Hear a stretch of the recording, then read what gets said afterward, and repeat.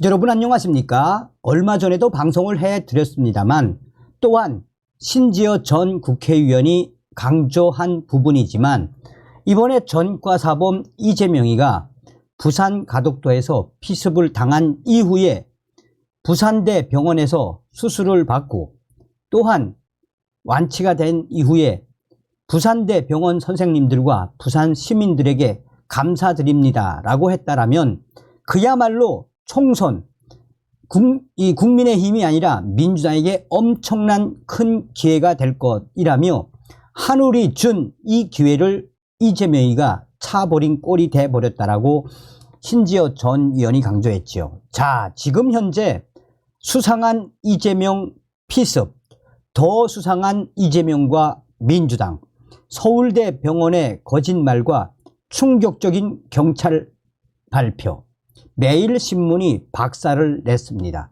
정성찬TV 좋아요, 구독, 알림은 큰 힘이 되겠습니다.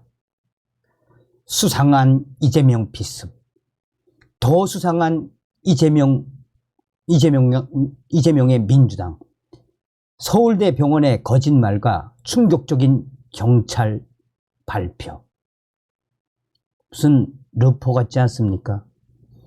테러 피해자 이재명 상태, 일방적 주장하는 이상한 민주당, 서울대 병원 거짓말 논란, 충격적인 경찰의 발표.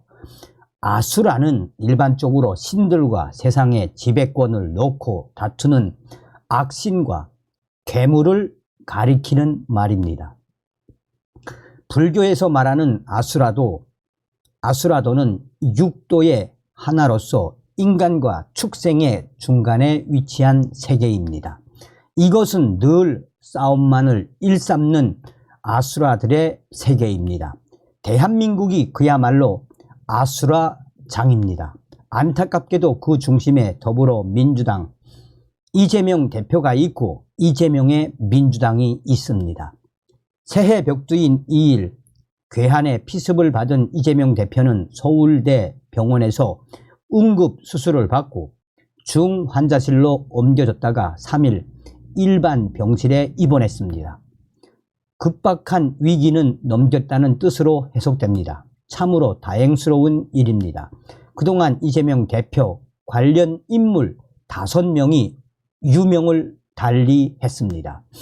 강총희 전 대한의사협회 상근 부회장은 3일 병원 기록을 열람한 후 서울대 병원 앞에서 연 브리핑에서 일각에서 목 부위 1cm 열상, 피부가 찢어져 생긴 상처라고 보도되고 있는데 이는 명백한 가짜 뉴스이다.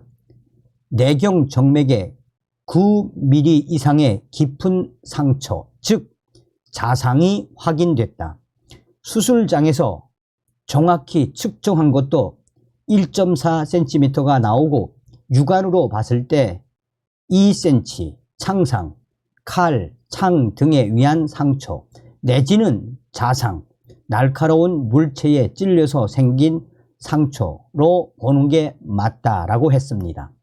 전날 1cm 열상이라고 했던 부산 경찰과 소방 당국이 졸지에 멍청이가 되어 버렸습니다.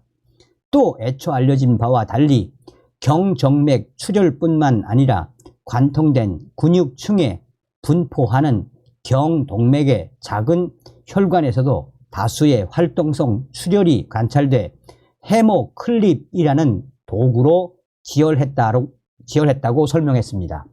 모르는 일반인들이 듣기에는 뭔가 심각한 부상을 당한 것으로 이해됩니다. 그런데 이에 덧붙여 특히 단식 이후에 많은 양의 출혈이 발생했기 때문에 중려 장기에 후유증이 우려돼 향후 예우 관찰이 필요하다라고 했습니다. 이상합니다. 이재명 대표의 단식은 지난해 여름의 일입니다. 게다가 세계적 유례가 없는 독특한 방식의 웰빙 단식을 이재명 대표는 했었다는 것은 이제 공공연한 상식입니다. 단식 얘기를 꺼내는 의도가 이해하기 어렵습니다. 알고 보니 이날 브리핑에 나선 흉부외과 전문의인 강청희 전 부회장은 서울대 병원 의사가 아닙니다. 민주당 총선 영입 인재입니다. 다시 말해 이재명 대표의 공천을 받고 국회의원 선거에 출마할 민주당원이라는 뜻입니다. 괴기스러운 사실은 테러 이후 대표 상황을 브리핑해 온 인물들은 정청래 최고위원, 권칠승 수석 대변인 등 위려 비전문가인 민주당원들입니다. 위려 전문가라고 뒤늦게 내세운 사람은 민주당 총선 영입 인재였습니다.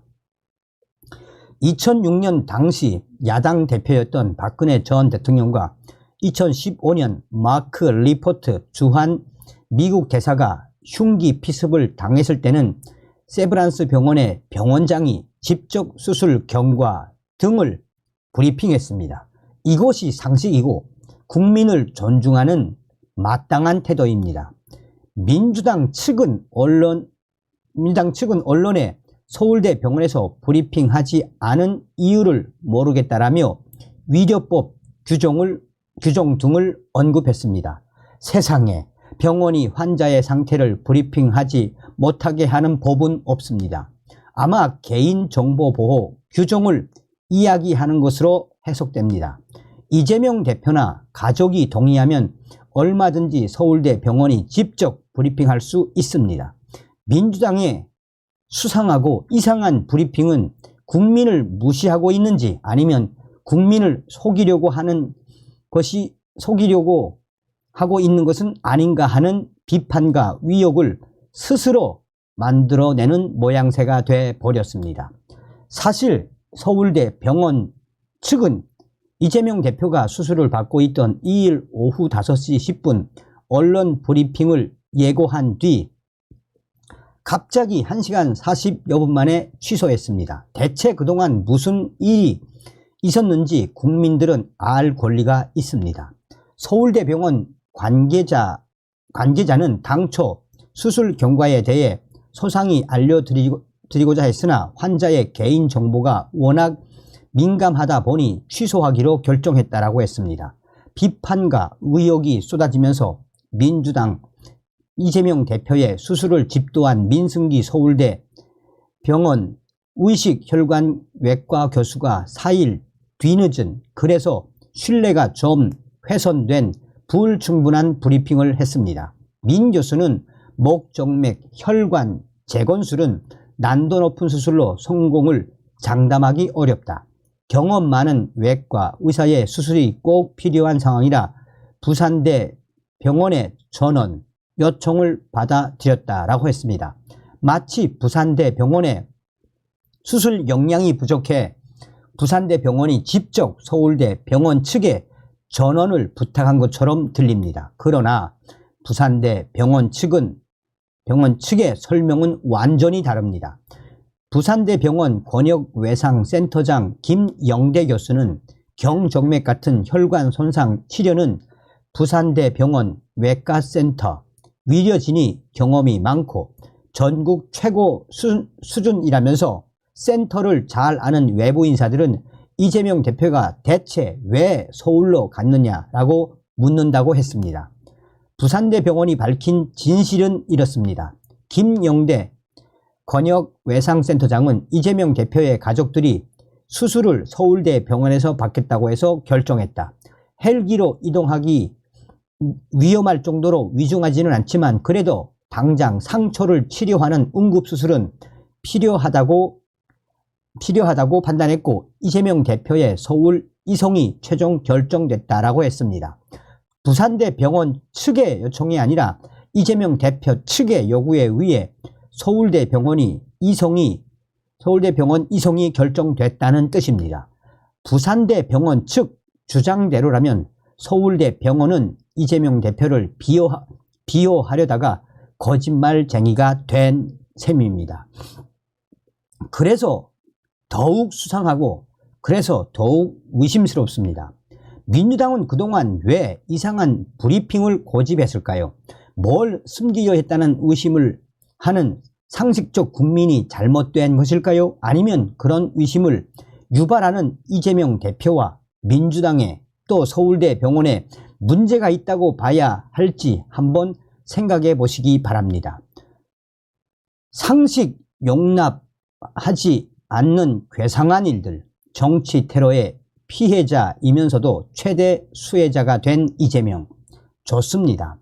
민주당 총선 영입 인재이기는 하지만 그래도 위려 전문가인 강정희 전 대한의사협회 상근 부회장이 위려 기록을 보고 브리핑한 것인 만큼 이재명 대표가 피습 당시 아주 위험한 상태였다는 민주당의 주장을 곧대로 믿어보겠습니다. 그런데 민주당의 주장을 그냥 신뢰하자니 너무나 괴기스러운 상황이 펼쳐집니다. 이재명 대표가 피습당한 것은 2일 오전 10시 25분쯤 부산 가덕도 신공항 부지에서입니다. 서울대 병원으로 이송되어 수술을 시작한 시간은 이날 오후 3시 20분쯤으로 알려져 있습니다. 무려 5시간 동안 초특급 응급 환자인 이재명 대표가 제대로 된 치료를 받지 못하고 응급실 뺑뺑이를 돌고 있었다는 말이 가능합니다. 정말 말이 안 되는 가능성입니다. 이재명 대표는 피습 직후 부산대 병원 권역외상센터로 이송되어 의식이 있는 상태에서 지혈과 파상품 주사 접종, CT 촬영 등 기본적 응급처치를 받았습니다. 권역외상센터는 일반 응급실에서의 처치 범위를 넘어서는 총상, 다발성, 골절, 출혈 환자, 중증 외상 환자의 병원 도착 즉시 응급수술 및 치료를 실시할 수 있는 시설, 장비, 인력을 갖춘 외상 전용 치료센터입니다. 딱 민주당이 주장하고 있는 피습 당시에 이재명 대표의 상황에 적합한 의료기관입니다. 게다가 부산대 병원 권역외상센터는 4년 연속 A 등급을 받은 최정상급 의료기관으로 알려져 있습니다. 하지만 이재명 대표 측과 민주당은 권역외상센터조차 없는 그냥 외상센터를 운영할 뿐인 서울대 병원으로의 이송을 요구하며 응급 의료 헬기를 요청했다는 것이 부산대 병원 측 설명입니다. 이재명 대표와 같이 헬기에 동승했던 소방 관계자는 헬기에서 인공호흡기 등 응급 조치를 하지 않았다라고 증언했습니다. 팩트만 다시 정리하겠습니다. 이재명 대표는 피습 직후 부산대 병원 권역외상센터로 이송되어 기본적인 이 응급처치만 받은 채 헬기로 서울대 병원으로 갔습니다. 헬기 이송 중 아무런 응급조치가 필요 없는 상태였습니다. 그래서 이재명 대표가 응급의료 헬기 이용 규정에 맞는 응급 상황이 아니었고 제1야당 당대표 특혜를 누렸다는 의혹이 제기되는 것입니다. 만약 민주당 주장대로 이재명 대표가 정말로 긴급한 응급 상황이었다면 부산대 병원 권역외상센터에서 곧바로 긴급 수술에 들어갔어야 합니다. 그렇지 않고 환자의 생명에는 무관심한 채 무턱대고 서울대 병원으로 이송했다면 부산대 병원 의료진과 민주당 관계자는 이재명 대표의 죽음 가능성을 방치했다는 혐의에서 자유롭기 어렵습니다. 민주당의 주장과 설명에서 합리성과 논리성을 전혀 찾아볼 수 없습니다. 아니나 다를까 부산시 의회는 4일 지역 의료계를 무시하고 의료 전달 체계를 짓밟아 버린 민주당의 표리부동한 작태를 강력히 규탄한다라는 제목의 성명을 발표했습니다. 부산의사회는 성명에서 부산대 병원에서 1차 응급전치가 이루어진 이후 민주당 지도부가 보여준 이중적이며 특권의식에 몰입된 행동에 지역 의료인들은 개탄을 금치 못하고 있다라며 지방공공의대 설립 입법을 추진한 민주당 스스로가 지역 의료 문제에 실체를 생방송한 셈이라고 비판했습니다. 이재명 대표의 서울대 병원 이송 과정과 헬기 이용 등의 특권 및 불법이 개입했다는 부산시 의사회의 주장으로 읽힙니다. 대한의사협회 관계자도 언론에서 이재명 대표의 서울대 병원행은 위력에 의해서 공분을 사고 있다라고 했습니다. 이재명 대표와 민주당은 테러 피해자인 우리 이재명 민주당, 우리가 왜 위력계와 시민들의 공분 대상이 되어 버렸는지 곰곰이 생각해 보시기 바랍니다. 경찰은 범인이 전체 길이 18cm, 전체 길이 18cm, 날 길이 13cm 흉기로 이재명 대표의 왼쪽 목 부분을 공격했다고 했습니다. 전통적 기성 언론들은 경찰의 이 같은 발표를 아무런 위협 제기 없이 받아쓰기 하고 있습니다. 그런데 우리 국민들은 이재명 대표의 피습 당시 영상을 찾아볼 수 있습니다. 이재명 대표의 얼굴과 목 부분, 피의자의 습격 행동 등이 클로즈업 화면으로 찍힌 장면도 있습니다.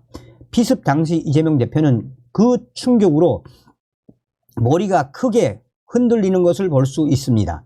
경찰이 발표한 흉기로 그렇게 강하게 찔렀다면 이재명 대표는 치명적 상처를 입었을 것이 확실해 보입니다. 만약에 그렇다면 부산대병원 권역외상센터에서 간단한 응급처치만 하고 서울대 병원으로 이송했다는 사실이 헬기 이송 과정에서 아무런 응급조치가 불필요했다는 사실을 도저히 납득할 수 없습니다. 경찰이 범행 도구를 공개하면 더욱 확실히 알 수 있게 될 터이지만 테러 당시 영상에 나타난 범행 도구는 아무리 봐도 이상합니다. 국민적 의혹을 해소시키는 것이 경찰과 검찰 등 수사기관의 역할이기도 합니다. 하지만 솔직히 지금까지 경찰의 발표, 충격적인 발표를 도저히 믿을 수가 없습니다. 지금까지 경찰의 행태로 볼 때 4월 10일 총선 전에 의혹이 말끔히 해소될 가능성은 희박해 보입니다. 이번 테러의 가장 큰 피해자는 이재명 대표입니다. 가장 큰 정치적 수혜자 역시 이재명 대표로 보입니다. 이낙연 전 민주당 대표의 창당 작업에 그 브레이크가 걸렸고 탈당 임박한 원칙과 상식, 비명계 위원들도 멈칫하고 있습니다. 특히 총선 전 이재명 사법 리스크를 제거하는 효과를 얻었다는 분석입니다. 새해부터 일주일에 3번씩 해야 할 법정 출두를 거부할 핑계가 생겼고 수원지검의 불법 대북 송금 사건 수사도 자연스레 지연시킬 수 있게 되었습니다. 이재명 대표 주변에는 공교롭게도 공교로운 일들이 때맞춰 참 많이 생겨납니다. 수상한 이재명의 피습, 더 수상한 이재명의 민주당, 서울대 병원의 거짓말, 충격적인 경찰 발표. 다음 시간에 뵙겠습니다. 열공.